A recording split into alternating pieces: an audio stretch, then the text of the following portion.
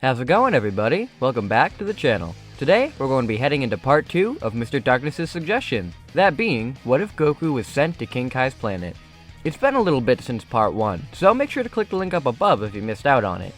As I stated before, this is a what if suggested by one of my amazing patrons, Mr. Darkness, and I want to give a shout out to all my other patrons as well. We have Dreadpool, Patrick Sandlin, Josiah Calderon, Zero Finessin, John Lister, Jared, Robert Gregory, Andy, Craze PlayStation CK, and Total Superstar. If you want your name shouted out in a video and a chance to get your what if made into a reality, then make sure you click the link in the description below, and become a patron. It would mean a whole lot to me. If you like this part and want to see the next one faster, let's see if we can get this part to 700 likes. As if it hits that, I'll begin working on the next part right away. Anyways, with all that, let's dive right back into this scenario.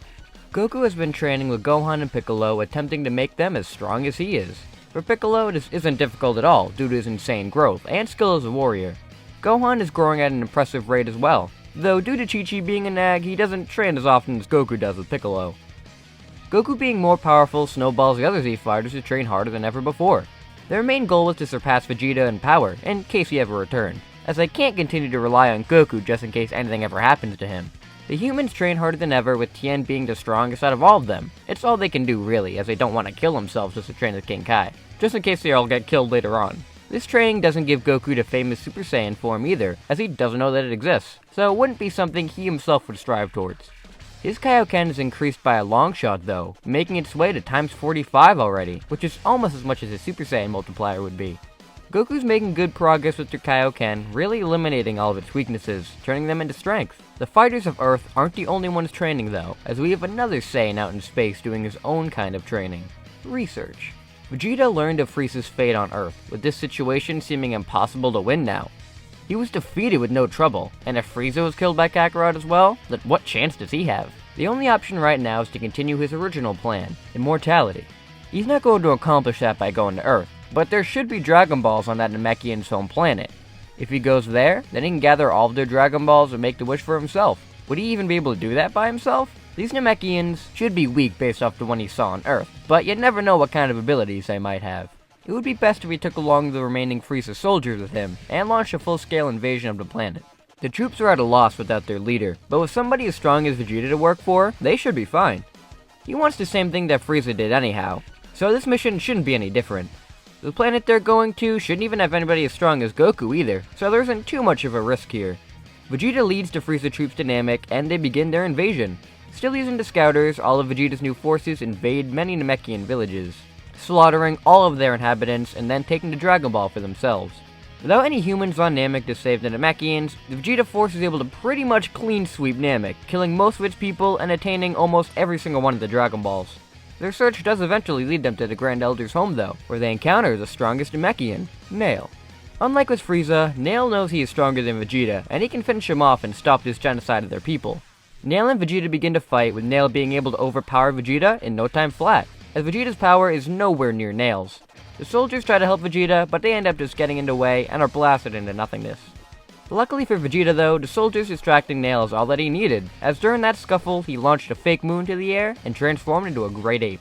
As a great ape, Vegeta's power is multiplied 10 times over, which makes Nail seem like an ant compared to him now. Nail would try his hardest to defend the Grand Elder, though in the end it's all for nothing, and he is brutally killed. Once Nail is dead, Vegeta sticks his hand to the Grand Elder's home, snatching the Dragon Ball off of his chair, and he laughs. The Grand Elder tells Vegeta he will never get his wish, no matter what he does, and no matter how hard he tries. The Grand Elder is baiting Vegeta into killing him, and Vegeta complies without any hesitation, blowing away Guru with a mouth beam. Vegeta laughs some more, proud of himself for finally ridding the planet of all the Namekians. Now, immortality will finally be his. Vegeta then looks down at the Dragon Ball in his hand, and is confused. Why does it look different now? It's made out of pure stone. The other soldiers go up to Vegeta and say that the other Dragon Balls they have all turned to stone as well. Vegeta thinks of what could possibly have happened. The Grand Elder, he said he would never get his wish. Did he do something to the Dragon Balls in his final moments? No, that's impossible. Vegeta reverts back to base and gathers together the Dragon Balls, trying his hardest to make his wish. Though it seems nothing is going to work. Vegeta screams out in rage, as this entire mission was for nothing if they can't use the Dragon Balls. He erupts his ki so much that the other soldiers around him go flying at a nearby rock and die on impact. Vegeta is furious and lets everybody around him know it. He won the fight this time, but he still failed to get his wish. He wasn't able to get his wish from the Dragon Balls here, but luckily there's still one more planet out there that he can try.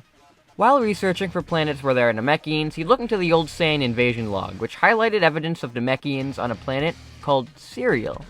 They should have Dragon Balls as well, and this time he's going to make sure they take the Namekian captive so they can summon a dragon for him. After returning to their base to heal back up and get more troops, planet Cereal is once again invaded by a Saiyan, and the troops go out to search for the Dragon Balls. Vegeta personally finds Manito in his Dragon Ball, and Vegeta quickly kidnaps him and forces him to tell him where the other Dragon Balls are. Manito tells Vegeta he'll never tell him where the other Dragon Ball is, and Vegeta is pretty surprised to hear the other, as in singular. This planet only has 2 Dragon Balls? That makes things so much easier. The troops are going throughout the planet searching for their last Dragon Ball. And with all of these troops going around the planet, the last Dragon Ball is found at last, and is brought to Vegeta's location. Vegeta then attempts to force Manito to reveal how to summon a dragon, though Manito isn't budging. Vegeta prepared for something like this though, and he takes out the brainwash device, attaching it to Manito's head and forcing him to summon a dragon. Taranbo is summoned, and Vegeta finally gets his wish for immortality. Vegeta feels himself changing to become more powerful, and the inevitability of death leaves him. Vegeta laughs maniacally and kills the dragon Taranbo along with Manito, to make sure that no one would ever use the Dragon Balls to rival him again. As all the troops leave the planet, Vegeta blows it up. The Vegeta Force leaves, and as they make their departure, the bounty hunter Granola returns to find his planet destroyed. Granola's out on his missions, and he returned to find his whole planet gone.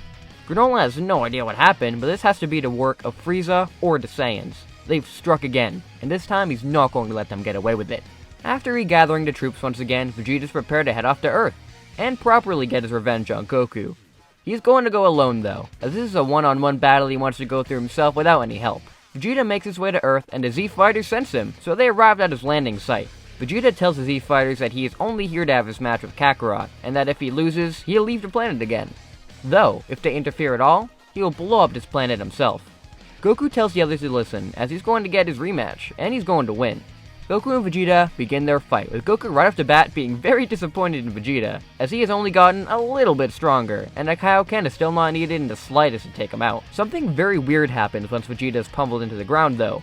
He rises back up, seemingly unscathed, and he has gotten even stronger? What's that about? The same thing happens again, with Goku easily taking out Vegeta and him coming back good as new, and stronger.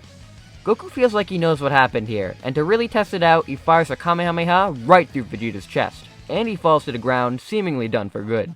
Of course, just like Goku predicted, the hole in his chest regenerates, and Vegeta stands up, with an incredible increase in power now as well. He did it. He actually managed to achieve immortality. There's no way he's going to be able to defeat Vegeta the way he is now. He doomed them all by letting him escape. He never knew there were any other ways of getting immortality. He was so stupid. He knows it's cheating, but there's only one way out of this one. As he keeps fighting with Vegeta, Goku telepathically communicates with the others to go and gather their Dragon Balls, as those are the only way they're going to survive this fight. The other Z-Fighters leave, with Vegeta reaching Goku's level in no time, due to the constant Zenkai boosts he keeps achieving. Goku goes full power with his Kaioken times 45 to keep Vegeta down, though the harder Goku strikes, the stronger Vegeta becomes. And since he isn't tired at all and Goku is getting exhausted, the fight begins to lean more into Vegeta's favor. Goku is losing more and more energy fast, as Vegeta's keeps increasing. He can't keep this up all by himself. He needs some energy. He could use the Spirit Bomb, but there's no way he's going to have the time to charge with Vegeta on his toes the whole time. Just as all hope seems lost for Goku, Vegeta is sniped right in the head, and he collapses to the ground. Goku sees a strange-looking man descending upon them, glaring daggers at Goku. The man asks if he's with Vegeta, to which Goku responds, "No way," though there's no time for small talk as Vegeta isn't dead yet. Granola wonders what Goku means, though is shocked to see Vegeta rise back up, fully healed like nothing ever even happened. Granola asks how that's possible, while Vegeta laughs, shocked that there's a Cerealian who survived a slaughter placed upon his people. Granola is in pure rage. He was right. It was the Prince of Saiyans who destroyed his planet after all. This other Saiyan who looks familiar too is fighting against him and losing greatly. He'll deal with him later, but as of now, Vegeta is the immediate threat that needs to be dealt with. Granola tells Goku to stand aside as he's going to kill this monster himself. And that's where we're going to be leaving this part for right now. I know this part took a gigantic turn from the last one, but I wanted to try and create a whole new arc into one of my videos, taking ideas from many different ones. I want to try to deviate from the original linear what-if formula, and I hope you guys enjoyed it, and are looking forward to the next one. Again, if this part gets 700 likes, then I'll continue working on the next part right away. Thank you all so much for watching, and until we meet again. See you later!